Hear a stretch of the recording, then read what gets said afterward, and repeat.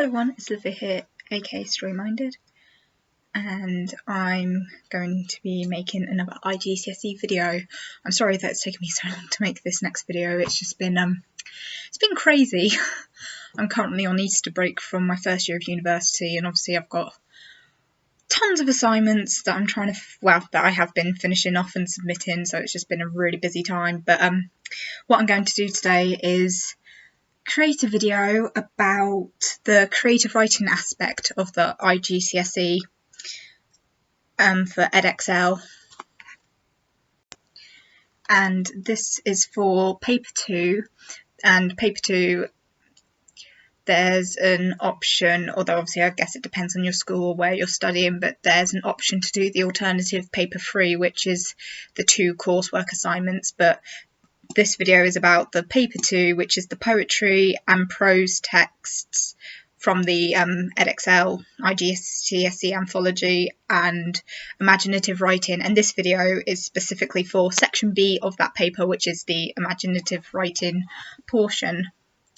So I've had a look at sort of the exam specification book, and it says you get a choice of different questions that you could answer, but the way they kind of split it is that you can the questions will either be inspired by something from the anthology, or there's going to be an unrelated topic relating to a set of different images, and I've written down some of the examples they had in the exam specification to explain them a bit more.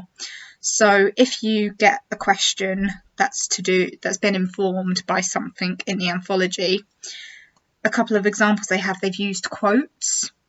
So for example, one of them could be, "The moment had passed. Write an imaginative piece ending with these words." Or the other one was, "During the night the wind rose. Write your own imaginative piece that begins with those words." And then the other example is, "The last time I saw," and then it's just an ellipsis. So I'm going to sort of talk through these different ones first and explain a bit about how you could approach them and what to be careful of and things like that. So with the first one, "The moment had passed, write an imaginative piece ending with these words," that's going to take a little bit of planning. If you're writing a creative story, you don't want to just sort of stick these words carelessly on the end, because otherwise your story is not going to make sense. A piece of creative writing needs to be something that is clear all the way through for the marker to understand what you're writing about. So personally for me, I wouldn't go for that type of question, because I think in an exam situation that's quite a lot of pressure to deal with, trying to come up with a clear story in the amount of time you have and having to think about this ending that these precise words have to fit. But the one that I quite like is the "During the night the wind rose," because that's a beginning. So if you're someone who struggles to write creatively and you're not sure where to begin, where to start, then I think this type of question would be perfect, because you've been given an opening and then you can just run along with it. But sort of what I will say before I sort of give an example of what I would do with this question is that creative writing is a skill. I think a lot of people tend to think that anyone can just sit down and write a story or just create something out of thin air, but actually it takes a lot of practice. And if you don't practice writing creatively, then it can be a huge shock to the system when you sit down in your exam and it's like, oh, here's a bunch of different prompts and questions, pick one, write something.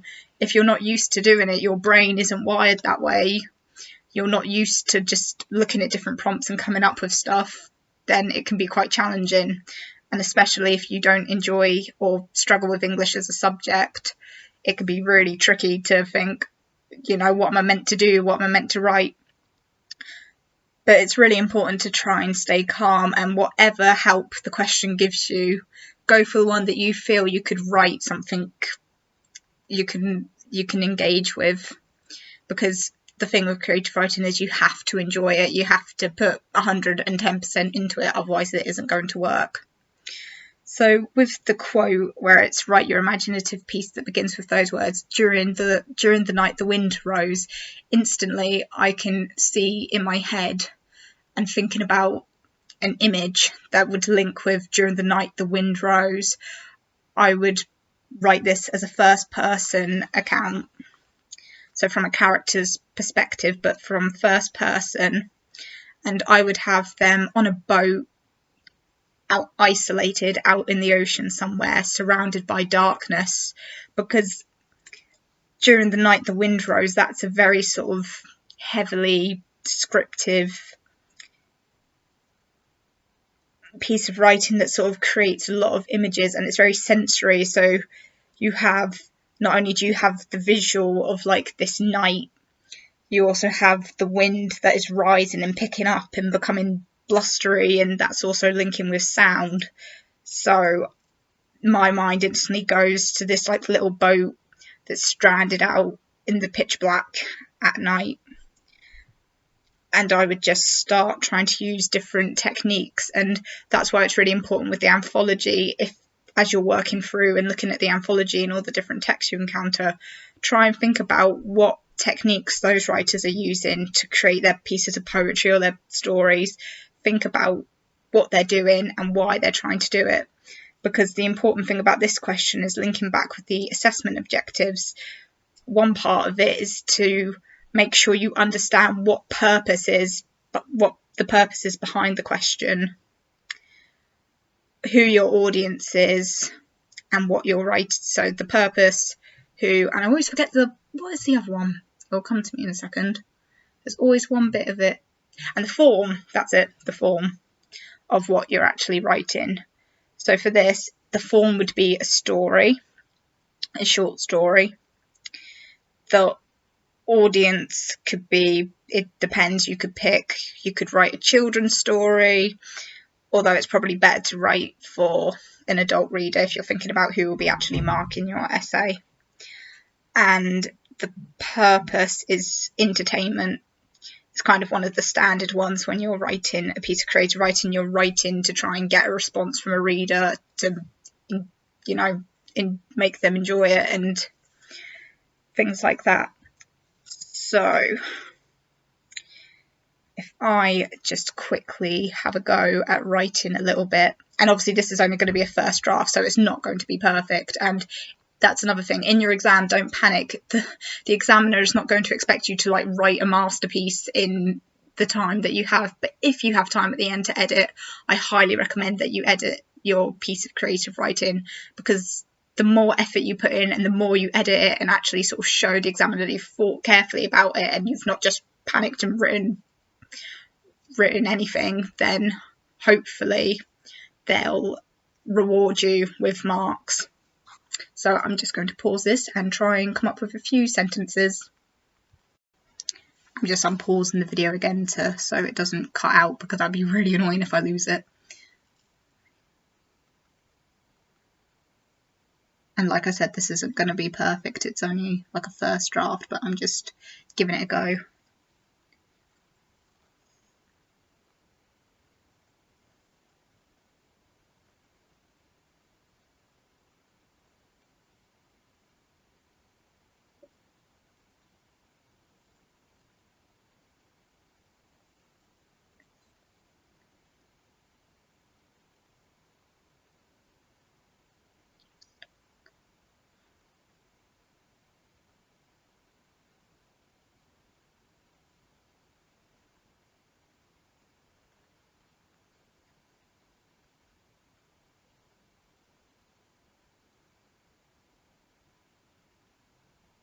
As I'm doing this, feel free to maybe grab a piece of paper or a pen and have a go at writing as well, because this is what I would really recommend to you. If you're someone who doesn't actively write, even if you just practice, say for example, even if you just took 5 minutes out of your day, find some random prompts, writing prompts on the internet, there's loads out there, and just have a little go at writing. The more you do it, the more you will create those pathways in your brain. And when you get thrown a random prompt, you won't sit there and freeze and panic and think, oh my god, what do I write? You'll just be like, oh, I've done this before, I can make up I can make up anything. And the key, this is this is where it links in.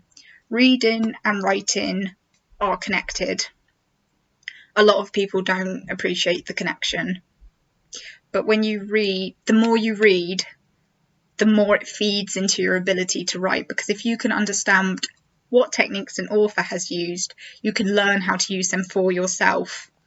And it all interconnects, and then it allows you to write creatively because you understand why an author is using a particular technique, and you think, oh, that's a really cool technique, I want to use that in my own writing, and then so on and so forth. It really is connected. And that's why reading and writing are in the same exam, because they do link to each other.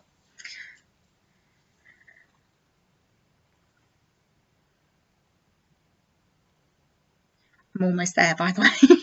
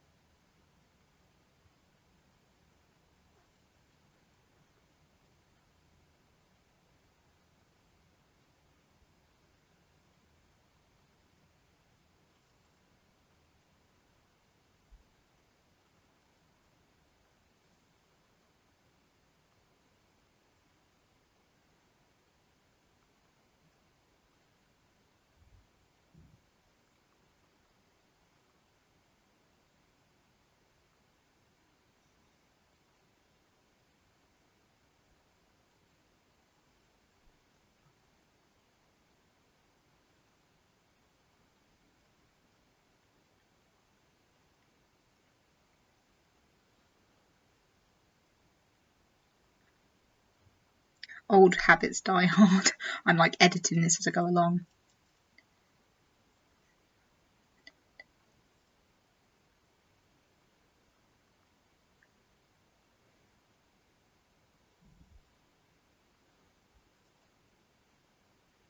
Almost there, sorry about this, guys.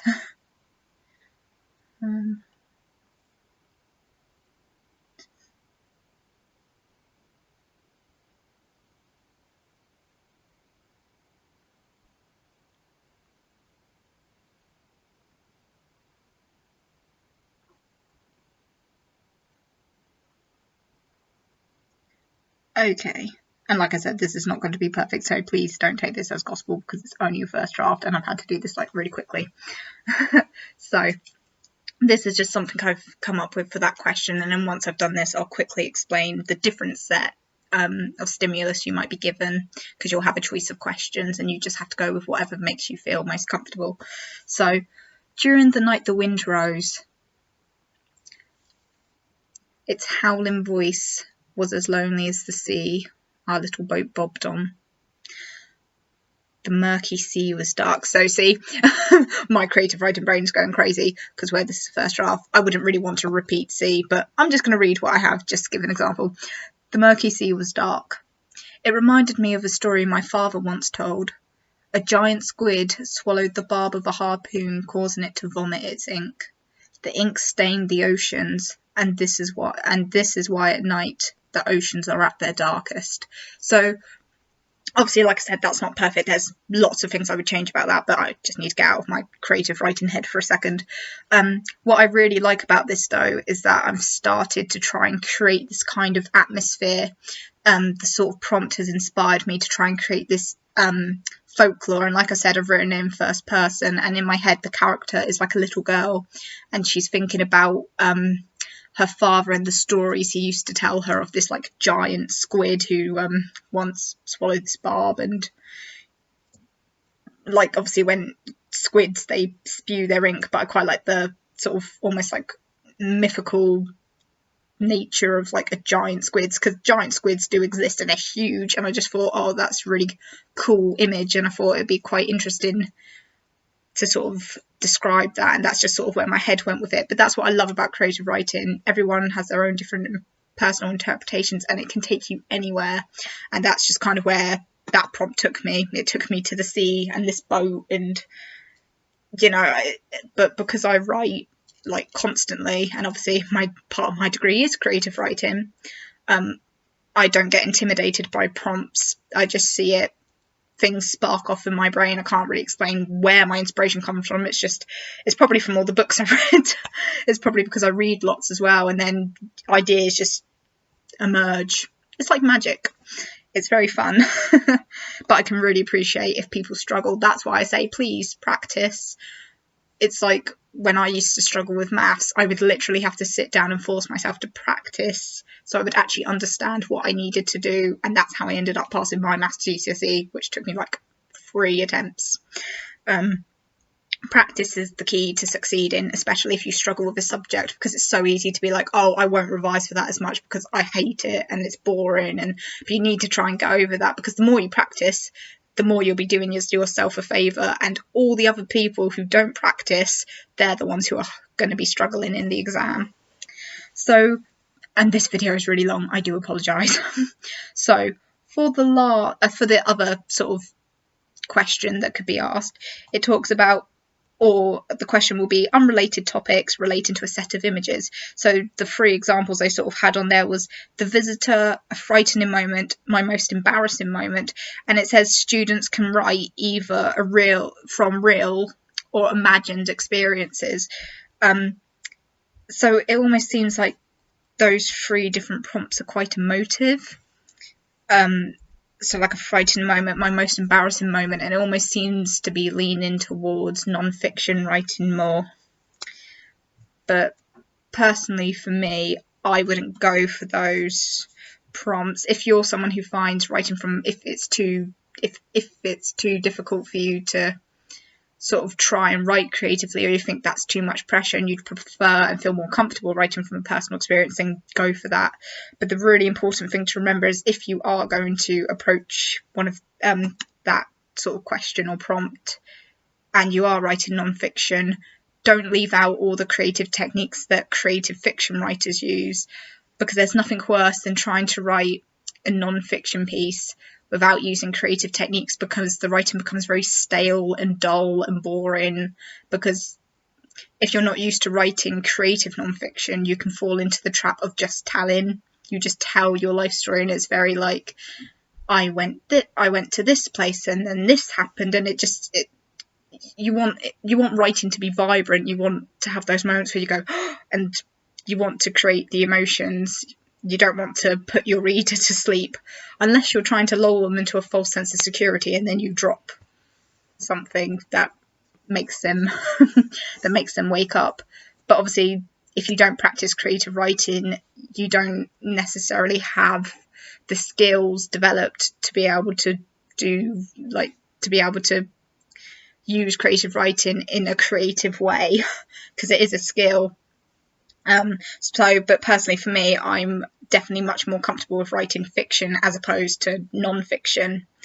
But if you remember to use the creative techniques, so like metaphor, similes, all those kinds of things, and I'll probably make a video giving you a list of different techniques and trying to give examples of them, then your piece of non-fiction can be really powerful and really engaging and emotionally moving, which is always a good thing. So anyway, if anyone's watched this video, thank you. Any questions, I do apologise for how long this video is. Any questions, please feel free to comment below. I'll be happy to answer anything, and yeah, good luck, and I hope everyone's had a lovely Easter. Bye.